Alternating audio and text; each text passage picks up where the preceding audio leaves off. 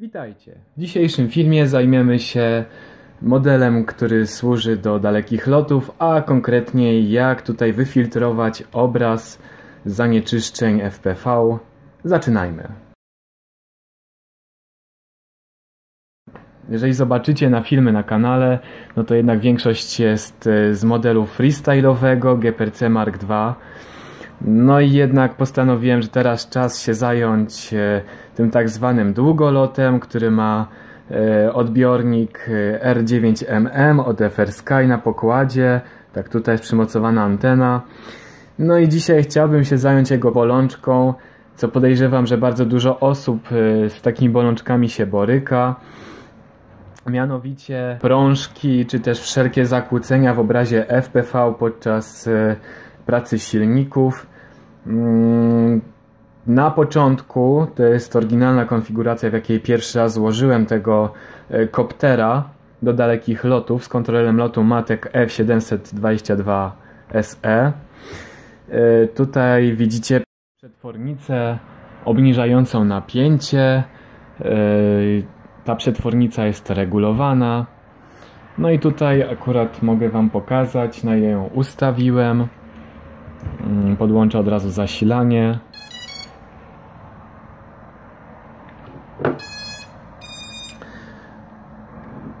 Ok, multimetr też jest. Mam nadzieję, że będziecie widzieli. Może tutaj ustawię. No i najpierw zmierzmy napięcie wchodzące do tej przetwornicy. Jak widzicie 15,14 V.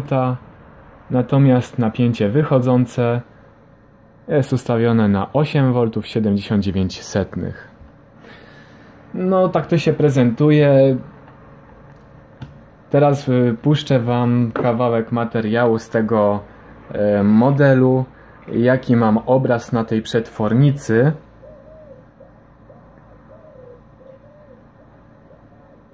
Widać znaczne zakłócenia i te zakłócenia są nie tylko z przetwornicy, z pracy przetwornicy, bo z pracy przetwornicy to są te poprzeczne linie w poprzek obrazu, natomiast jeszcze tutaj dochodzi problem występującego YELLO z kamery Ishin CCD 1000 TVL.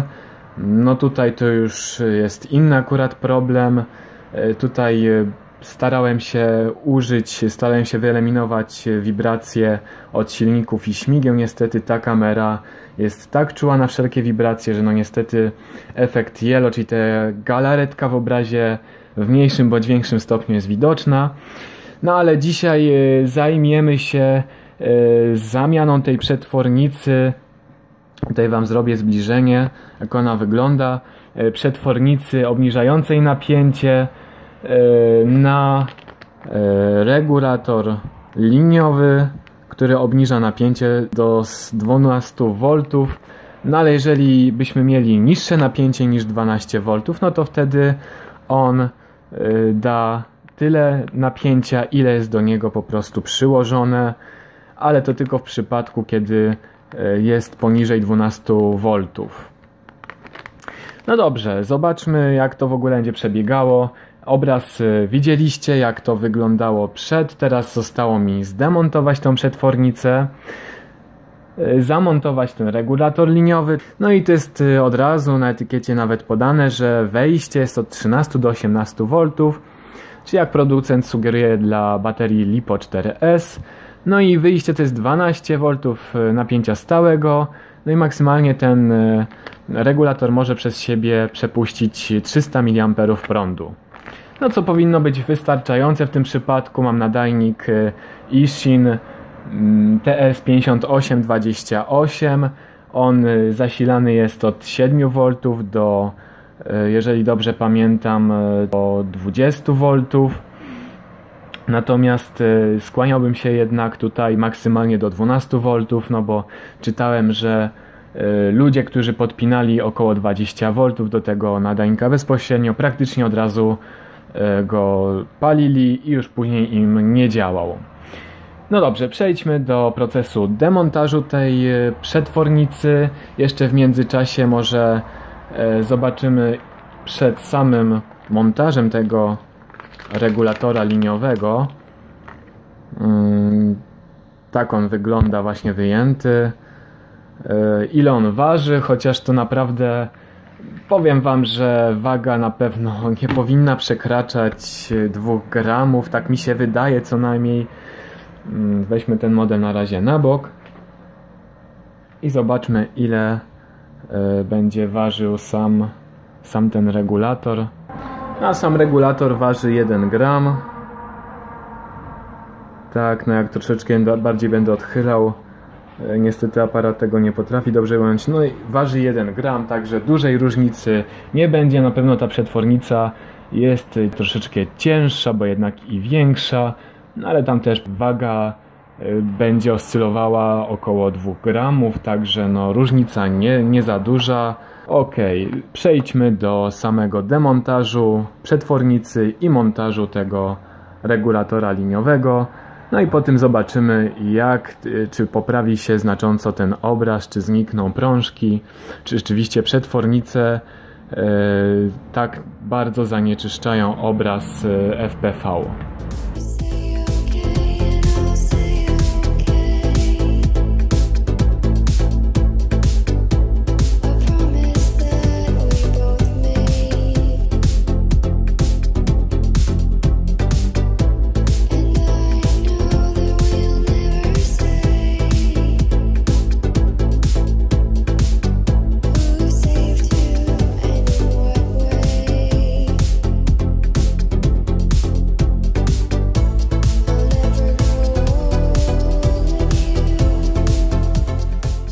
Jak widzicie, jest już stabilizator liniowy wlutowany.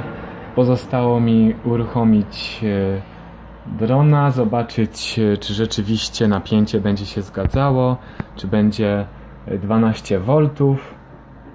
Jeszcze raz weźmy multimetr. I tutaj z baterii LiPo 4S akurat podłączę zasilanie. Zobaczymy, co z tego wyjdzie.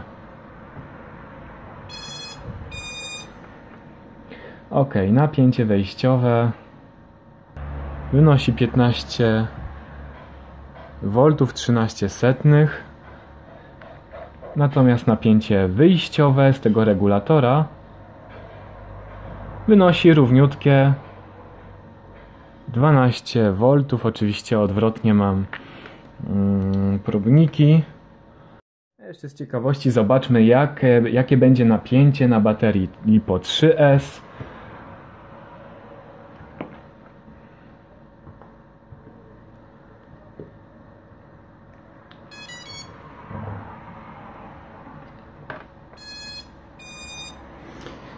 No dobrze, najpierw zbadajmy napięcie wejściowe, jakie z tej baterii wpływa. 11,47 V. Natomiast z tego stabilizatora liniowego otrzymujemy 10,69 V. No jest całkiem przyzwoicie, powinno być wszystko w porządku. No, sam regulator troszeczkę jest ciepły, mimo że tutaj nie ma podłączonego jeszcze nadajnika. Pozostało zrobić test, jakie rezultaty przyniosła ta zmiana. Jeszcze pozostało ten regulator ładnie okryć taśmą izolacyjną, żeby tutaj nie było żadnego zwarcia, żeby tutaj nic się nie dostawało. No i po tym zobaczycie test od razu, jak to wygląda. Ten dron jak lata właśnie z tym zamontowanym stabilizatorem liniowym. No to teraz zobaczmy materiał.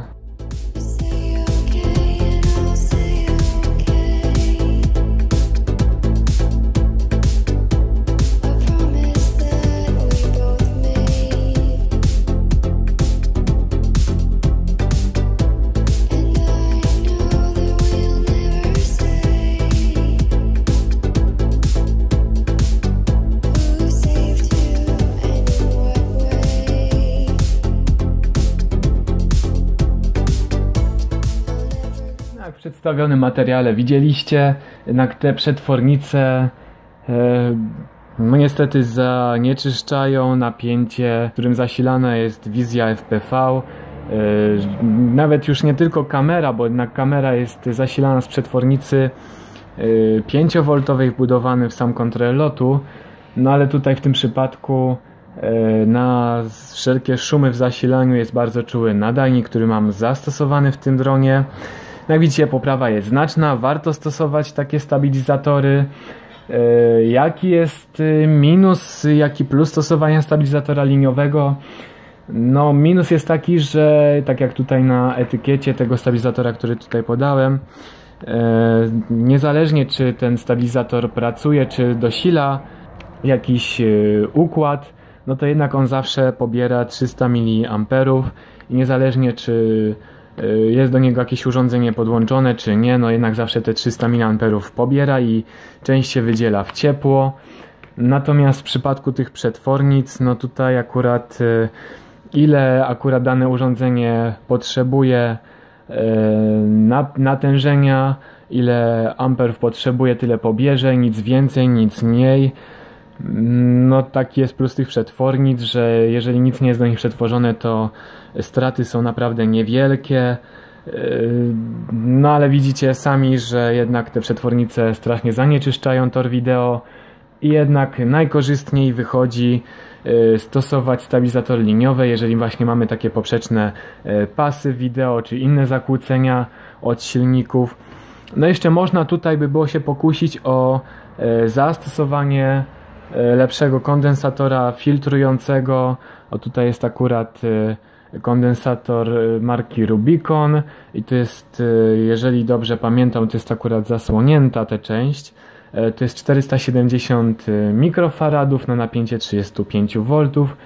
No można było się pokusić o jakiś kondensatorek LOFSR, pojemność około 1000 mikrofaradów i też napięcie 35 V. Jednak wydaje mi się, że różnicy tutaj aż tak dużej by nie było, jak w przypadku tego zamiany tego zwykłego kondensatora. No jednak ta przetwornica dała znaczne, wymiana tej przetwornicy dała znacznie lepsze wyniki. No cóż, to tyle w tym materiale. Niedługo kolejny akurat z tego dalekolota. Jak widzicie, jest co przy nim robić. Platforma do dalekich lotów jest bardzo, bardzo fajna. No ale jednak trzeba tutaj troszeczkę się zająć. W planach mam też wymianę obiektywu z tej kamery Ishin 1000 TVL CCD. Wymienię to na inny obiektyw. Zobaczymy jaka będzie zmiana w obrazie, ile będzie więcej widać. No cóż, w tym wideo to wszystko. Dzięki za obejrzenie. Kolejne materiały już niedługo. Cześć!